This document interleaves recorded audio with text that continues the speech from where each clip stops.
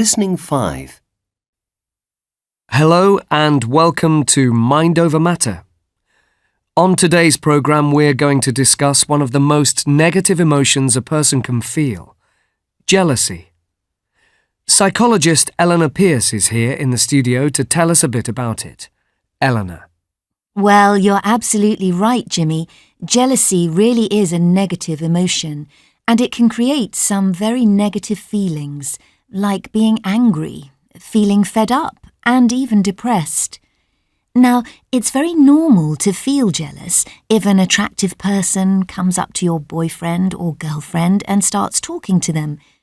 However, you don't become jealous just because the person you love is paying attention to someone else. In fact, the problem is inside you and is not caused by the situation or events happening at that moment. So perhaps we feel jealous because we are afraid about something. Exactly. If you're feeling jealous, it's often because you don't feel confident about yourself as a person. Your feelings of jealousy are related to your self-esteem. In other words, your own opinion of your character and your abilities. If your self-esteem is low, you can improve it by thinking positive thoughts about yourself. Every day, write down 3 things about yourself that make you happy. Another common cause for jealousy is fear and insecurity about losing the person you're with. The best way of dealing with this is communication. So the best thing to do is talk about the problem. That's right. Tell your boyfriend or girlfriend that you're feeling jealous and ask them if they find the other person attractive. Their answer will probably make you feel more confident, and the fact that you asked the question in the first place will make you feel better. Thank you, Eleanor Pierce, for that advice. And now the lines are open to take some calls from our listeners. And our first caller is... Listening 6. Beryl, how old were you when you were evacuated? I was 10. It was the spring of 1941, and the Second World War had started 2 years before. Why did your parents think you would be safer in the country? Well, we lived in Plymouth, a large city in the southwest of England. Plymouth is on the coast and it has a port. At that time, it had an important naval base, and so there had been a lot of bombing already. Then we were told that the situation was going to get much worse, so my parents started thinking about sending us to Cornwall. How many of your family were evacuated? Only my sister, Sylvia, and me. I've got 5 brothers and sisters, but we were the youngest, and so we were the ones my parents thought should go. We weren't evacuated together, though, as we were going to different schools at the time. We both went to Cornwall, but my sister was sent to Truro with her classmates, and I went to Newquay with mine. How did you travel? We went by train. I don't remember much about the journey, except that we all had little suitcases and boxes with our gas masks in, tied up with string. What was your host family like? All I can remember is that the mother was called Mrs. Pascoe, and she had a daughter called Hilda. I stayed there with another girl from my school called Sheila. We both went to school with Hilda, and sometimes she took us to the beach to play. How long were you away from home in the end, Beryl? I don't really know. It seemed as if I was there for years, but it could only have been about 2 or 3 months.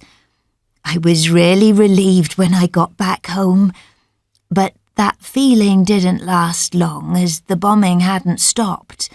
In fact, our house was bombed soon after we returned. Fortunately, no one was hurt, but there was nothing left of our house or our belongings. Listening 7. And now here's Jamie Arndale with the week's alternative news stories. Jamie, what have you got for us today? Well, the first story is about a wedding, Alan. A wedding? Anyone we know? No. This actually happened to an American couple, Katie Miles and Bill Sullivan. Okay, so what happened? Well, after the wedding, it was a romantic ceremony on a cliff top by the sea.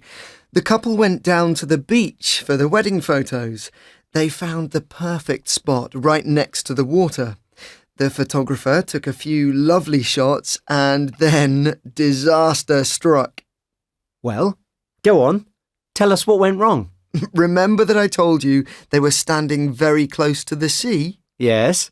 Well, suddenly this enormous wave came in and covered the couple with water. They were both extremely surprised and completely wet. What a nightmare. So, what did they do? Well, what would you do?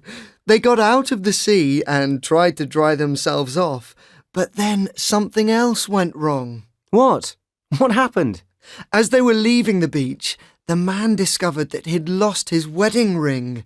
He thought he had lost it in the water. Oh, no. Yes, but don't worry. He found it again. He went back to where they had been standing and looked around on the sand. And a few minutes later, he saw something shiny at the edge of the sea. It was his ring. Oh, that was lucky. Yes, it was really lucky. So he picked up the ring, dried it off, and put it back on his finger. Then he went back to his wife, who was waiting in the car, and they drove home. What a great story, Jamie. Have you got any more like that? Listening 8. Speaker 1. All governments try to control their citizens' behaviour. It is how much a particular government controls public behaviour that is important. That is what the political system is based on. The policies of each political party represent a certain degree of control and affect the amount of personal freedom allowed.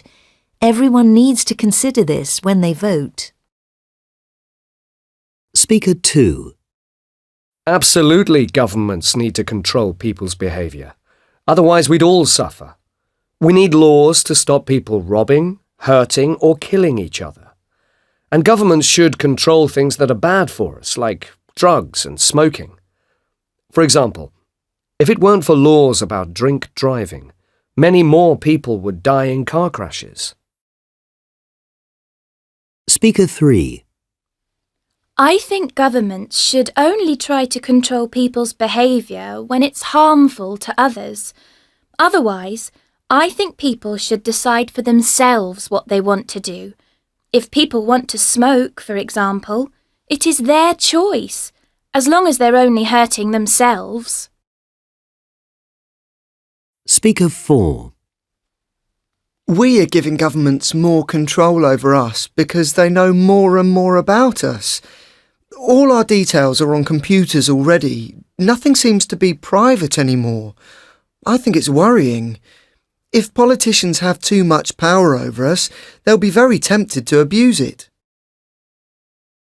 Speaker 5. I don't think politicians necessarily tell the truth about what and who they are trying to control. Governments should be open and straightforward about what they are trying to do. Laws and taxes should be clear. Instead, politicians treat their citizens like children. No wonder people don't trust governments anymore.